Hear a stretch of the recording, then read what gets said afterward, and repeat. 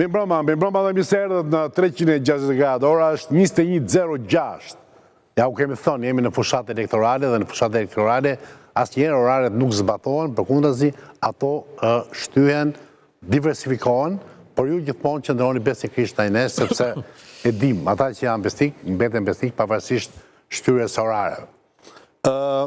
Ne kemi duar ta konceptojmë emisionin në 2 pjesë, pasi që në këto 40 orët e fundit ka ndodhur gjëra shumë të çuditshme, shumë të rëndësishme, për cilat keni të drejtë të informoni, keni të drejtë të perceptoni dhe të bëni tuajin, po themi, dekriptimin që bën kjo studio për ngjarjet gjeopolitike dhe ngjarjet ndërkombëtare të mprehta në përgjithësi. Kurse në pjesën e dytë do flasim gjëre gjatë për fushatën elektorale, për problemet zgjedhore dhe për debatet më kryesore që janë headline e politikës së brendshme në Republikën e Shqipërisë. Po çfarë ka ndodhur kaq që mpret interesante që neve e lam për pak minuta, për 60 minuta politikën e brendshme dhe me politikën ndërkombëtare. Në atë parë ka ndodhur, mund të them, një rehabilitim i marrëdhënies midis presidentit i Shtetit Amerikës Donald Trump dhe Volodymyr Zelensky, i cili është takuar janë takuar me njëri tjetrin me rastin e funeralit të Papa Franceskut, që shikoni që është një pamje cila do të mbetet historike midis 2 presidentëve në një shesh të brendshëm të Shën Pjetrit, një shesh i cili është, po themi, tepër i rrallë dhe tepër i shtrenjtë për tu vizituar. Do ishte më mirë të shikoja këtë pamje, po mbaj stop kamera nëse ke mundësi. Dhe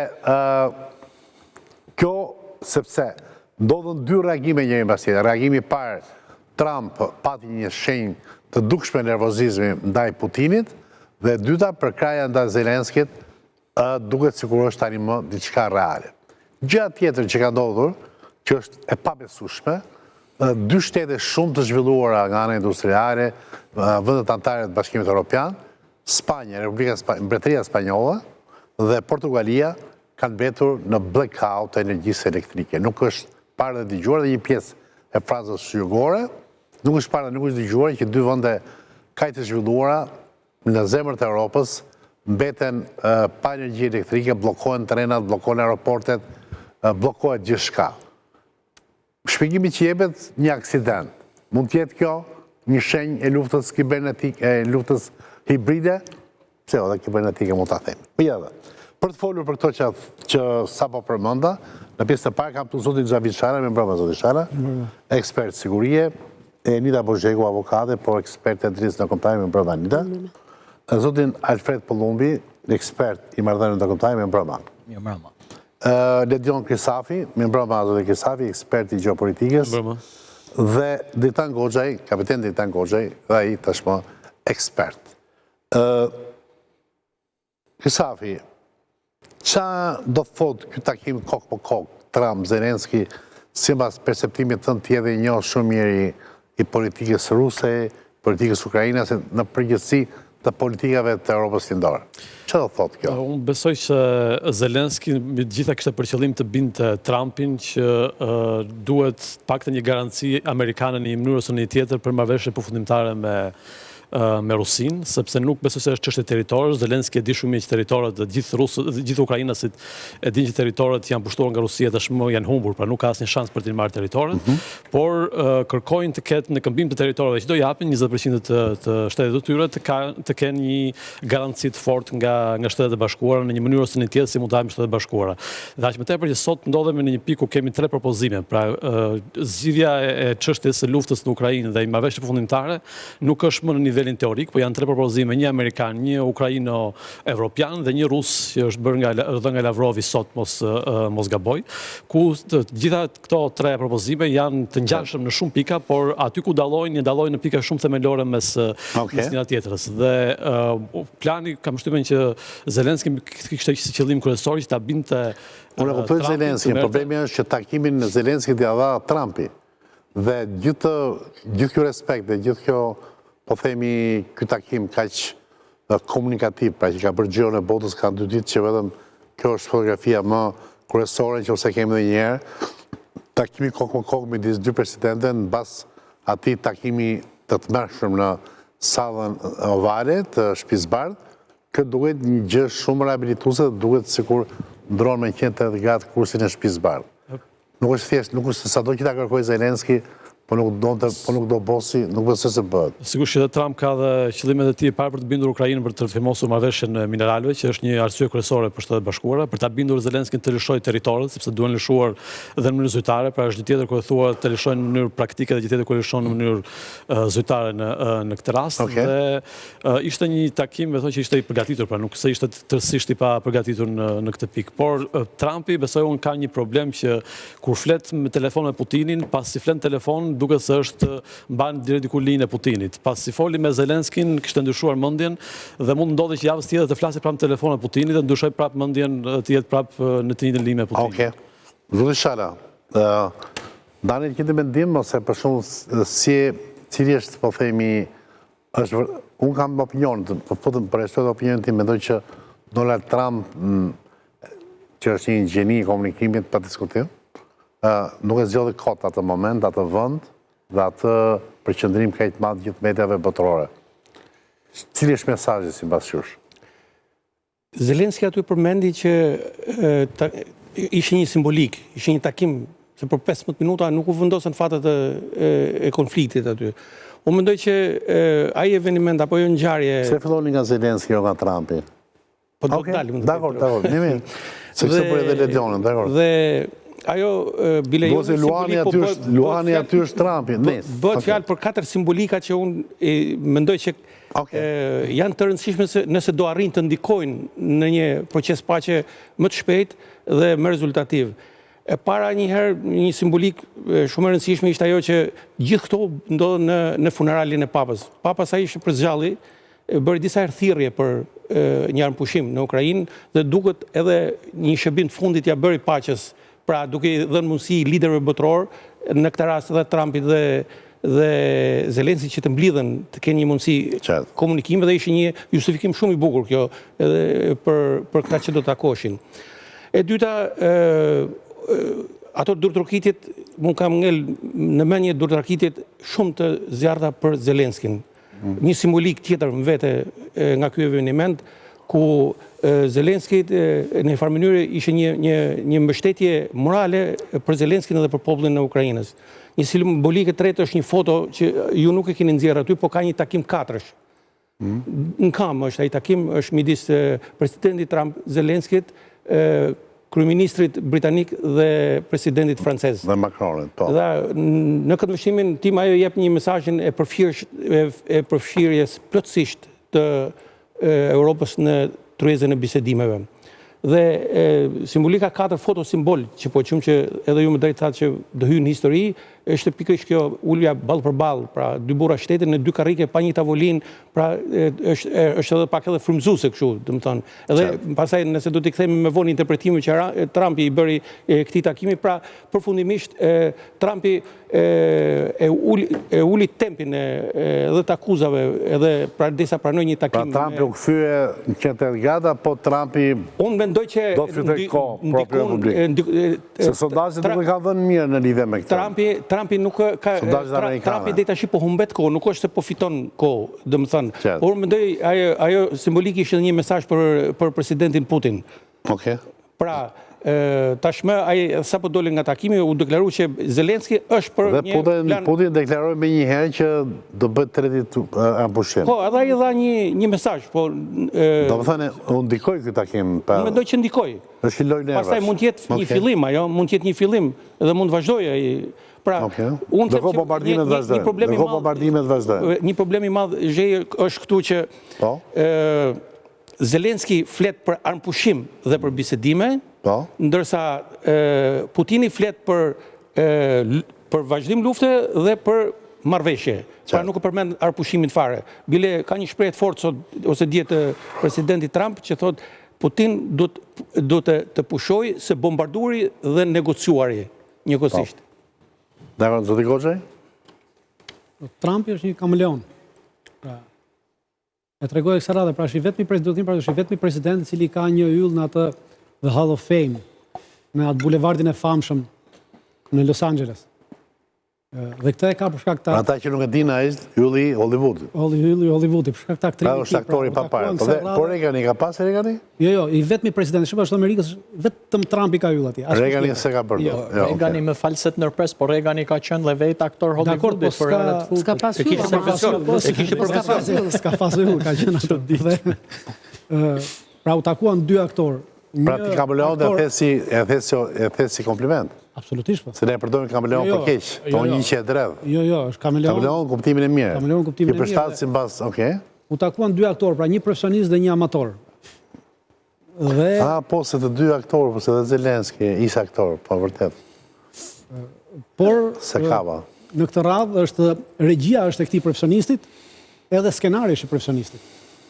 Pavarësisht është bërë me kërkesë të Macronit takimi dhe në rast se keni vënë re në fillim kur vin, rojet vënd 3 karrige. Pra se duhet ishin 3 veta. Është Trumpi ai i cili nuk pranon Macronin në bisedim, pra në takim, pra pranon vetëm kokë në kokë.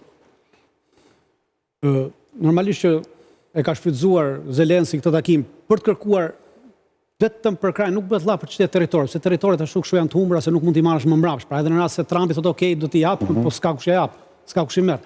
Problemi është gjithë te sasia e ushtrisë dhe kapaciteti ushtarak që duhet mbaj Ukraina pas përfundimit të kësaj lufte.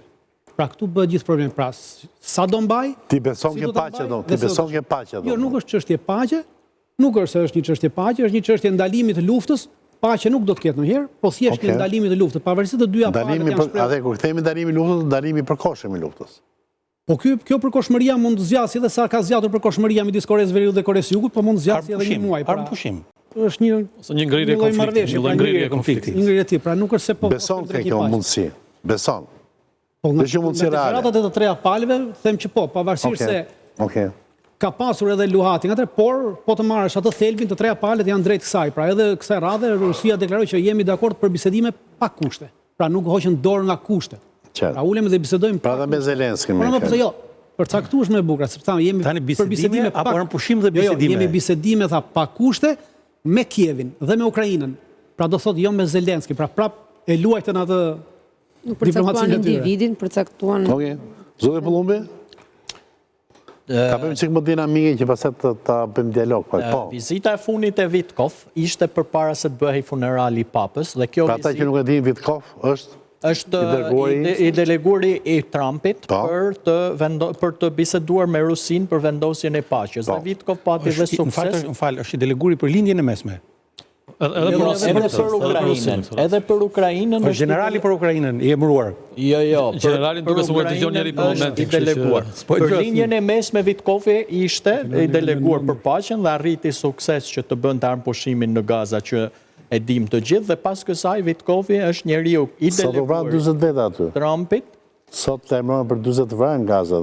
Armëpushim aty nuk e një qashe, po... 3 muaj pati armëpushim, tani nuk është gjithë për gjithmonë. Po aktualizojmë, dakor, bashkë. Vetëm 25 ditë. Dhe Vitkov pat një takim, dhe kjo përkoj edhe me 80 vjetorin, kur Rusët dhe Amerikanët u takuan si aleat në lumin Egej dhe arritën fitoren kundër nazizmit. Shumë Rus ishin entuziast dhe thoshin që historia ndoshta po tenton të përsëritet edhe kësaj here.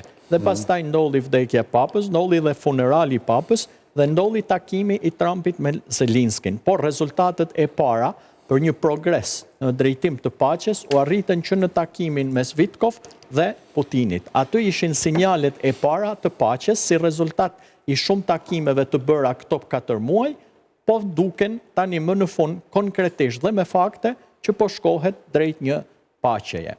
Pastaj se si do të arrihet dhe çfarë do të arrihet dhe në çfarë marrëveshje do të arrijnë paqen, kjo është për të parë në ditët në vazhdim. Deri tani Rusia ka kërkuar që Krimea normal të mbetet Rusisë dhe përveç kësaj është e hapur. Pra shef diçka simbolike ke kjo se dhe jam dakord me këtë.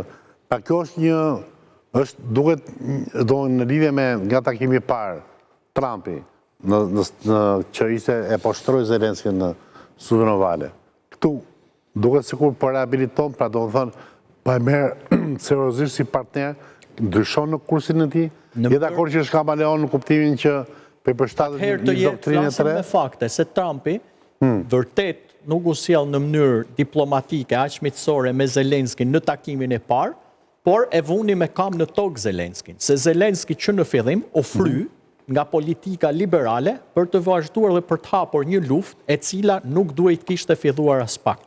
Dhe Trumpi, kur Putini në javë mas ti takimi... Qa në kupton politika liberale? Nuk e filloj Zelenski luftën, nuk e filloj Bideni, nuk e filloj Zelenski me as Bideni, as Bideni nuk e filloj as Zelenski. Jo, ata nxitën Zelenskin, ata rezistonte, një thanë rrugë bra pa dhe krye, dhe ata ishin Si thanë bra dhe unë mos u dorëzo. Mra dhe unë mos u dorëzo. Bravo, do kjo quhet nxitje liberale. Kundërta do ishte dorëzoj. Ishte nxitje për agendat e tyre. Nuk ishte liberale. Agenda liberale ishte për ta fut në një qorë sokak për të realizuar agendat e tyre. Qa do të bënte dovon Zelenski kur kolonat e tankeve sulmuan Kevin dhe...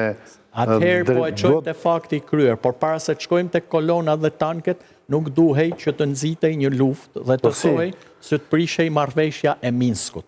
Marrëveshjen e Minskut për ta prishur e nxiten këta për një agendë të tyre të pa dobishme. Dhe atëherë të flasim, më falë, se duhet të shkojmë gjërave me rrallë. Atëherë, do me thënë, Trumpi direkt pas takimit që pati në shtëpitë Bardh, të mos harrojmë që i tha Putinit, të pëlqen Zelenski, ti do bësh marrëveshje me Zelenskin. Pra ja preu Putinit pastër qartë.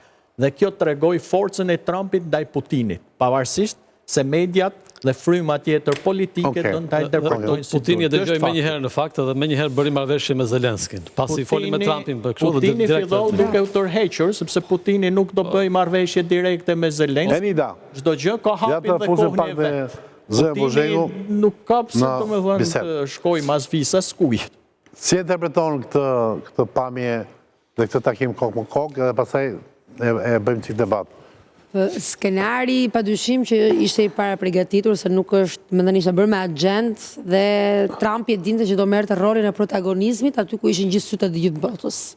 Dhe Zelenski në këtë drejtim ishte personi i duhur për atë që është dhe konflikti, që duhet zgjidhur dhe që është më imprekti përsa i përket interesave madhore të Amerikës, ekonomike pa dyshim, nuk mendoj se i bëhet shumë vonë për punën e territoreve, por ajo që ishte interesante të paktën nga analistët që kanë bërë zbërthimin e gjuhës të leximit të buzëve, një nga temat që është diskutuar ose dy kryesorë që janë diskutuar, sipas kush ka lexuar komunikimin e tyre, ka qenë që Krimea do t'i kalojë Rusisë dhe ti do ta njohësh detyrimisht, të paktën kështu është raportuar, dhe e dyta ka qenë për sa i përket mbështetjes Amerikës tek armët. Pra ka patur një loj fjalës si pas interpretimit që Amerika i ka thënë ti do ta vazhdosh ndërkohë luftën dhe ne do të të mbështesim, por se si nuk ka patur asnjë lloj qartësimi. Po të shohim pastaj për pjesën e analizës. Do ta kisha filluar me ty këtë bisedë. Si do të thonë ti vazhdoj luftën, një Krimen. Po, sipas një profesorja ishte profesore në mos gabohem e Pennsylvania, si ishte eksperte e leximit gjuhës komunikative dhe buzëve, për sa i përket të thënurit. Janë këto dy shtylla që janë diskutuar. Për te konceptit të... Këte ka deklaru edhe... Këte ka deklaru edhe Trumpi. Me këte profesor... E po tashi mua le dolçis in fundus... Këte deklaru edhe Trumpi, se Trumpi tha Zelenski mund ta dorëzoj Krimen, Zelenski kërkoi armë si që bën vazhdimisht. Bravo, Nito, faleminderit. Pra, kërkoi armë, e përmend. Unë mendoj që kjo puna të kërkimit të armëve është një mesazh më tepër për Putinin, domethënë që është edhe ky variant që ne mund të japim armë Zelenskit për vazhduar luftën. Pra, janë mesazhe që jepen vazhdimisht për Putinin. Në fakt, unë nuk mendoj që është shumë për Putinin mesazhi, po pra nuk mendoj që është mesazhi, po është më shumë një lloj karrimi që i hidhet Zelenskit, se po ta shohim dhe mënyrën se si komunikojnë. Trumpi është i ftohtë, i qartë dhe ka edhe një moslëvizshmëri për sa i përket mënyrës së të shprehurit të trupit që flet shumë. Zelenski ka një mënyrë, ka një dakordsi. E përzuri Macronin. Macronin i bëri dalje dhe po ta shohim edhe në një moment Macroni shkon për mbështetje direkte dhe duket sikur është gati dhe po të shohim duart, sepse ka shumë të bëjë mënyra duket sikur e ndalon, i thot një sekond stop. Pra ka të bëjë shumë ajo që shprehet në nënvetdije sa në vetdije. Duket sikur i thot hajde. Jo, në një moment i bën duart këtu dhe ja vën këtu. Tani Po ta atë riapni një është herë. shumë e qartë atë sepse Dhe aty Zelinski subconscious. e miraton me kohë kur Trumpi i thot Macronit, ja ta shikojmë nga pamjet, që nuk je në vendin e duhur dhe më lër vetën dhe Zelinski bie dakord. Pra kuptoj që Trumpi është shumë më javtë se Macroni e shumë Macrona tjerë që e lanë Zelinskin në balë dhe arrin të binde dhe Zelinskin dhe ta vej me kam tokë që duhet me po paqen. I e përdor bolli, thot, i e kesh përdor, tani, bota po mërë drejtim Nuk tjetër. është punë paqe, se nuk ka paqe. Bëjmë sigur ky Jo, Trumpi. Tu po e detyron ti thot, Rusi ka arritur aty ku do dhe ti e detyruar të bësh këtë pjesë. Zelinski e Është quajti Paqe është çështje interesash, pra ky kërkon njohjen e Krimeas, pra kërkon që Zelenski të pranojë që të njihet Krimea sepse i duhet që të bëj shpime rreth Krimeas për nxjerr naftë edhe gaz. Do ta bëjnë kompanitë amerikane. Dhe kjo lidhet me takimin e Vitkov. Ai kompanitë amerikane, pra nuk Se ka të bëjë takimi me çështjen e Vitkov paqes. për këtë ishte Nuk është shumë para mirë për një paqen javë. ai. Pra se po bëjmë humanist, se ndërkohë që fliste me Zelenskin për punën e paqes, dje 25 veta u vran Gaza, 35 u vran në Yemen, civila, pra me armët dhe bombat amerikane. Pra mos ta bëjmë sigur po Tani nuk ky është njeriu ka të humanist i paqes, shenjtë, septon? nuk ka njeri të shenjtë në Po tokë. pra po s'po e bën për paqe. Askush nuk Po e bën është i thjesht për shenjtë. atë që tha Enida, thjesht për interesin e Interes- pastër ekonomik të Amerikës dhe asgjë E ka tjetër. thënë edhe Marksi që Dhe- ishte idealist. Po Shumë gabimi i madh idealist që dhe ekonomia përcakton dhe politikën. kërkesa Tani për më krimen- fal, më idealist se Marksi në dhe kërkesa për Bingëtia krimen nuk ka ardhur nga Rusia, Marksi po ishte është aq idealist se ofertë jetonte e në amerikanëve. Kuvendit e Pra nuk ka ardhur nga Rusia kërkesa për Ne krimen. jetonte si Është ofertë varfër, amerikane. Dhe në këto ofertë amerikane, unë mendoj që duhet Sa me kishte një, kur po bën të analizën, zotë pëllohin pa dhe një nënqeshe, kështu mos dakordësie. Jo, Ku qëndron? idealizmi që Trumpi po bën, po çon tek paqja, unë mendoj që është shumë e gabuar në këtë rast, dhe unë mendoj që lojën përgjithësi për momentin janë duke fituar rusët. Dhe një gjë që më bëri përshtypje te takimi Steve Witkoffit me Putinin, ishte që në një krah në tavolinë kishim Steve Witkoff, i cili nuk ka asnjë përvojë në diplomaci, thjesht ka shitur shtëpi dhe ka ndërtuar kulla për 30 vjet dhe nga anë përballë tij kishte 3 veta, Steve Witkoff. Po. Përballë tij ishin 3 veta që ishte një Vladimir Putin që ka 25 vite në pushtet dhe 2 këshilltarë të tij, Yuri Ushakov dhe Kirill Dimitriev, ku të paktën 2 prej tyre ndiq shumë mirë që kanë qenë ish oficer KGB-s. Për Dimitriev me shumë mundësi nuk ka qenë, po me atë pozicion që ka ai me shumë mundësi që ai ka qenë. Urdhro? Ushakovi ka qenë shefi KGB-s. Po pra, kryqi të paktën 2 prej tyre kanë qenë ish oficer KGB-s dhe ka një disbalancë shumë të madhe. Pra prandaj them që Ti kur rusët thua i janë shefët duke- e KGB-s do thotë një shumë përgatitur. Po janë shumë përgatitur dhe Luftë psikologjike. mënyra se si po joshin amerikanët është jashtëzakonisht e zgjedhur, sepse po mundohen të joshin amerikanët me projekte të mëdha për naftën, për gazin, për Arktikun e tjerë, gjë që sigurisht jam i sigurt që kjo është thjesht një mënyrë për të joshur Trumpin dhe amerikanët, po pas 5 vjetësh nuk ka përndodhur asnjë marrëveshje Po se më kujtësave, ka naive në amerikanët thotë? Që joshen me gazin dhe me këtë. Ato kanë... Janë kauboj sa një. Mund duhet, po më që kauboj? Kanë Arabi Saudite, tani po me Amerika me josh, Amerika drejton politiken, ekonominë botërore qysh prej luftës parë, e po joshet për gjëra kaq të vogla, dakord interesit. Nuk janë gjëra kaq të vogla, sepse Rusia është produse bursa, naftë dhe gazi. Po Amerika mölli dhe luftën e parë dhe luftën e dytë, Amerika mölli dhe luftën e ftoftë generalist Amerika mölli, pavarësisht se pranimi dhe Evropa. Nëse luftën e dytë mbyllë Amerika. Steve Witkoff sa herë nazizmi si ishte mundur. Të vishin ushtarët amerikan e Ushtrija rus, ushtrija kur që zemër të 80% e ushtarëve gjerman janë vrarë në frontin e lindjes. Amerikët ku ishin? Shpërndani çokoladë. Pa furnizimet amerikane nuk ishte rezistuar ushtria kuqe, po. Më shtetjen Ka e ndryshuar funit, doktrinë, ka kohë, tani ne po. nuk kemi qenë pa mbështetjen e funit amerikane, nuk dihet se si do përfundonte lufta e dytë botërore. Ndërsa në faktin e kësaj, lufta e dytë është botërore një dihet shumë pa njeri me Amerikën, përvojë. do shkonin rusët deri në Paris. Witkofi është njeri që vërtet nuk ka përvojë diplomatike, por është negociator i suksesshëm. Edhe Trumpi është negociator shumë i suksesshëm, pavarësisht përvojë e Trumpit. Me tokat e tjerëve, me tokat e tjerëve, pra i thotë i Një marrëveshje paqe që ka bërë Trumpi si 4 vite president dhe 4 muaj prapë si president. Trumpi është i vetmi president që s'lejoi asnjë luftë dhe kjo është merita e tij. Nuk e lejon presidenti. Trumpi është një nga nxitësit e kësaj lufte. Lufta Trumpi nuk e Trumpi është i pari që furnizoi Ukrainën me Javelin dhe është i pari dhe i vetmi president i cili në 2020 urdhëroi fluturimin e B-52-ve për herë të parë hyn në Ukrainë dhe kanë fluturuar në kufirin me Krimen. B-52 për herë të parë. avionët B-52. Trumpi është i vetmi në botë që ka thënë kjo luftë, po ne të flasim me fakte, jo çka kanë pa avionat të fluturu në ajër se bëhen fakt për avionin. Po fakte janë përgatitje ushtarake. Ai avion aty është element provokator. Avionët fluturojnë çdo ditë, avion fluturojnë, po çdo ditë ka përgatitje ushtarake.